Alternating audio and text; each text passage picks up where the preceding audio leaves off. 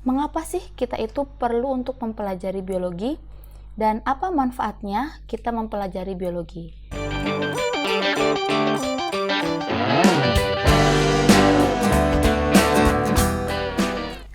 Assalamualaikum warahmatullahi wabarakatuh.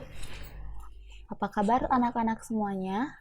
Selamat ya, kalian sudah masuk ke kelas 10 yang tadinya di SMP, sekarang kalian sudah naik satu tingkat menjadi anak SMA.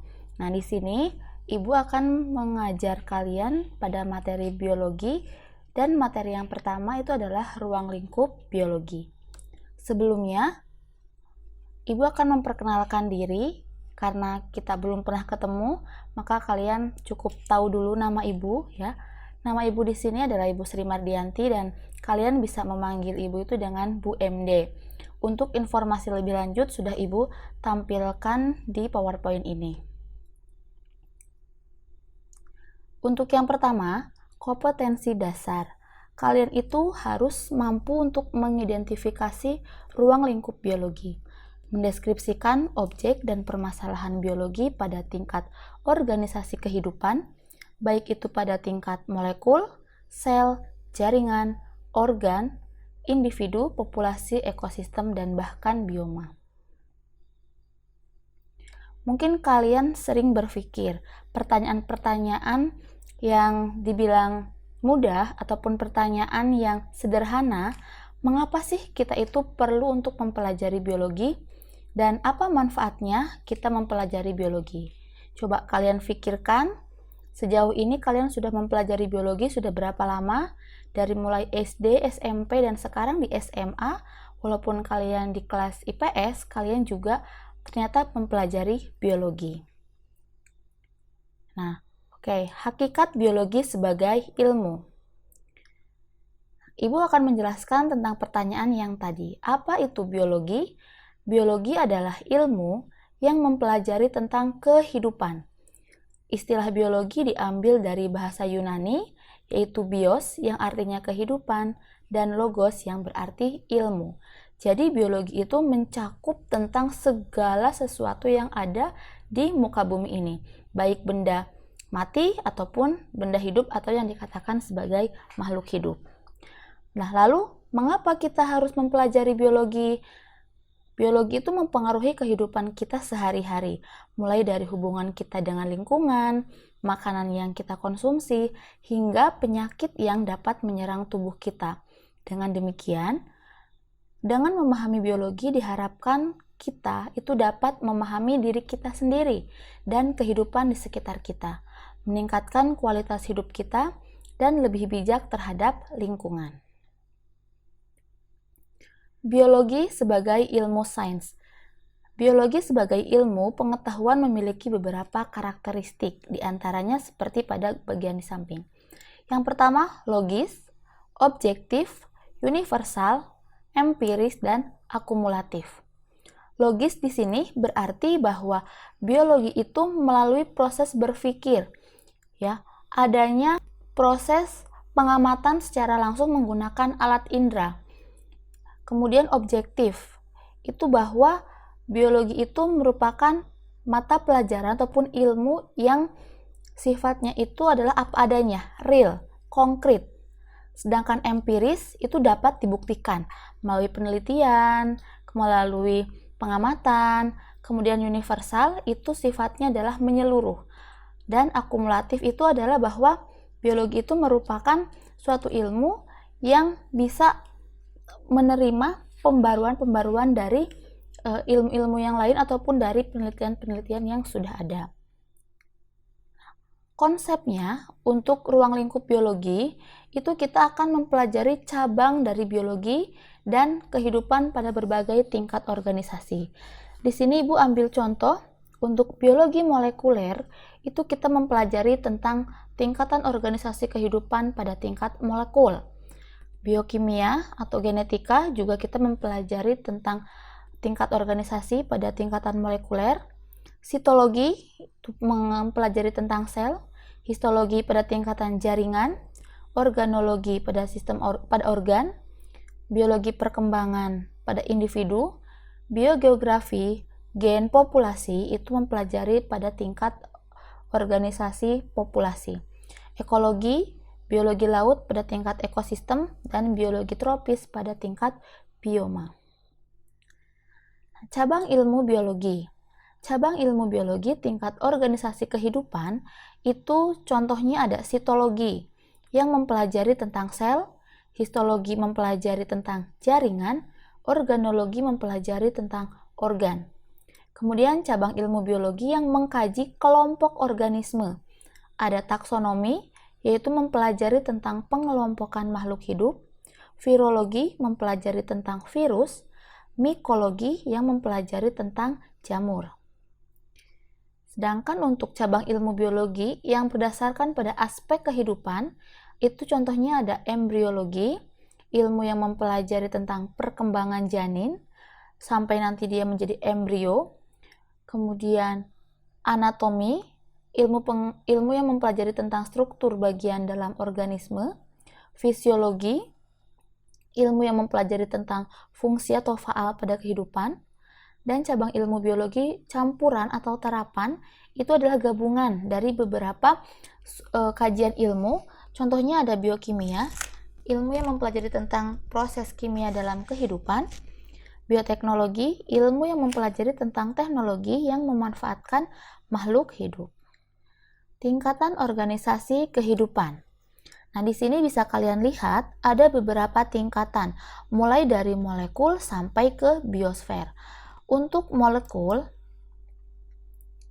nah ini organisasi kehidupan pada tingkat molekul, contohnya adalah untuk molekul-molekul seperti protein, fosfolipid, kolesterol, karbohidrat, air, dan ion-ion lainnya. Nah, di sini untuk tingkatan molekul itu terdiri atas atom-atom. Atom ini akan berikatan membentuk suatu molekul.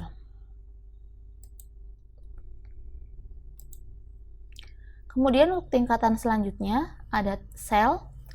Setiap makhluk hidup tersusun atas sel, atau ini menjadi komponen utama penyusun tubuh makhluk hidup. Makhluk hidup yang tersusun atas satu sel itu disebut uniseluler, dan yang bersel banyak disebut multiseluler. Contohnya untuk sel itu ada eritrosit, ada sperma, ovum, itu adalah contoh dari tingkatan sel.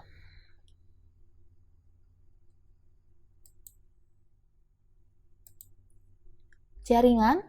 Jaringan merupakan kumpulan dari beberapa sel yang mempunyai bentuk, susunan, dan fungsi yang sama. Kumpulan sel ini bekerja sama menjalankan tugasnya sesuai dengan fungsinya. Contohnya ada jaringan saraf yang berfungsi menyampaikan dan menanggapi rangsang dari reseptor ke efektor. Nah, ilmu yang mempelajari tentang jaringan tadi sudah Ibu jelaskan di awal, apa namanya? Histologi. Ingat lagi ya. Selanjutnya, organ. Organ merupakan kumpulan dari beberapa jaringan yang berbeda dan menjalankan suatu fungsi yang sama. Contohnya, ada kulit, kemudian ada lambung, paru-paru, dan lain sebagainya.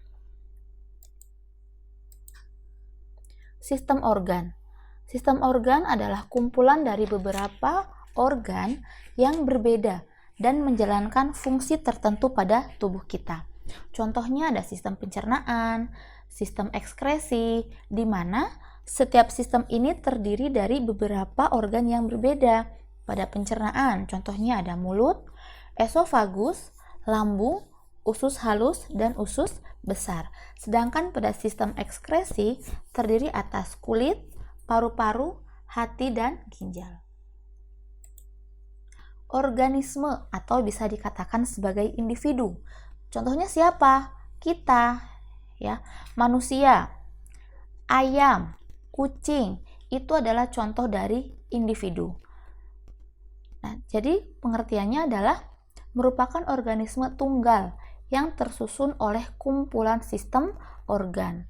Tubuh kita terdiri dari banyak sistem kan? Ada sistem pencernaan, sistem ekskresi, reproduksi, saraf, dan lain sebagainya. Coba kalian bisa sebutkan contoh dari individu yang lain yang ada di sekitar kalian.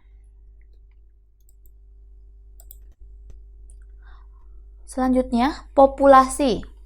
Populasi itu terbentuk oleh kumpulan individu yang spesies yang sejenis yang menempati suatu habitat dalam waktu tertentu.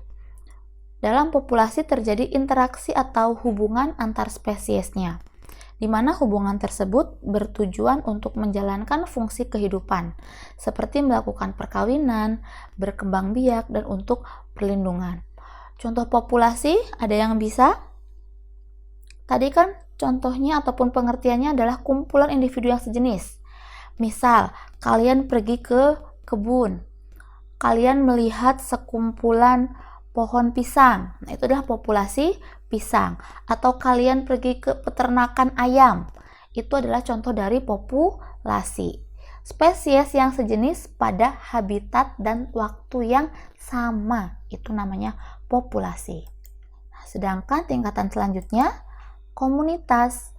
Komunitas itu dibentuk oleh berbagai jenis spesies, atau secara singkat, gabungan dari beberapa populasi yang terdiri dari, contohnya ada komunitas akuatik, terdapat di laut, danau, sungai, parit, dan kolam. Sedangkan komunitas terestrial terdapat di padang rumput, padang pasir, kebun raya, halaman rumah, dan kebun sawah. Ibu akan ambil contoh yang paling sederhana, halaman rumah. Ketika kalian keluar ke halaman rumah, kalian akan melihat kumpulan rumput, kemudian ada bergerombol sekumpulan ayam, ada lagi beterbangan beberapa jenis capung. Itu adalah contoh dari komunitas. Ketika kalian amati pada saat yang bersamaan, terdapat beberapa populasi di habitat yang sama. Itu namanya komunitas. Ekosistem. Ini cakupannya sudah luas, di mana ekosistem itu terdiri atas dua aspek, yaitu aspek abiotik dan biotik, yang dimana kedua aspek itu saling berhubungan. Nah, di sini untuk aspek ataupun komponen abiotik ataupun lingkungan itu kita bisa memberi contoh batu, cahaya, air, tanah. Sedangkan biotik atau komponen hidup itu adalah makhluk hidup. Sangat luas, ada bakteri, ada ikan, ada mamalia, ada aves, yang dimana semua komponen itu saling berhubungan membentuk suatu sistem yang berkelanjutan. Contohnya ada ekosistem air kolam, ekosistem danau, dan ekosistem sawah. Bioma. Bioma merupakan satuan daerah daratan yang luas yang dibentuk oleh ekosistem dalam skala besar yang terjadi karena adanya interaksi iklim dengan keanekaragaman makhluk hidup yang khas. Jadi untuk bioma itu secara sederhana Ibu bisa mengatakan bahwa bioma itu adalah ekosistem yang dipengaruhi oleh letak geografis. Setiap geografis itu memiliki ciri ekosistem yang berbeda ataupun bioma yang berbeda. Contohnya, bioma padang rumput, hutan hujan tropis, hutan gugur, bioma taiga, bioma tundra.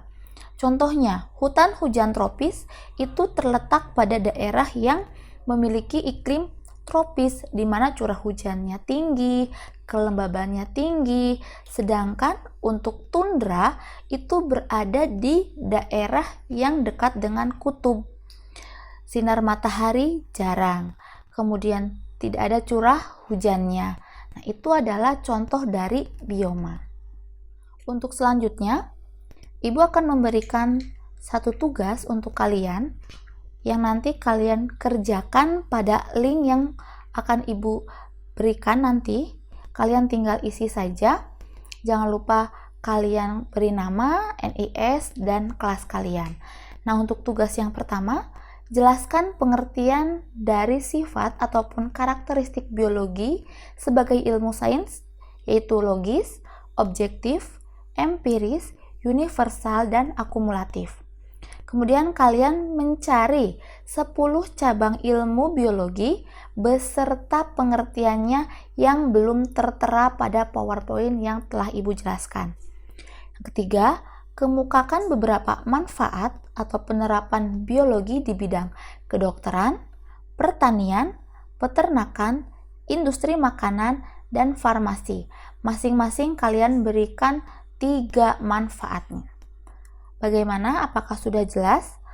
Untuk yang belum paham atau ada pertanyaan, kalian bisa menghubungi Ibu di link yang sudah Ibu berikan. Bisa melalui WhatsApp, email, bahkan IG. Terima kasih. Wassalamualaikum warahmatullahi wabarakatuh.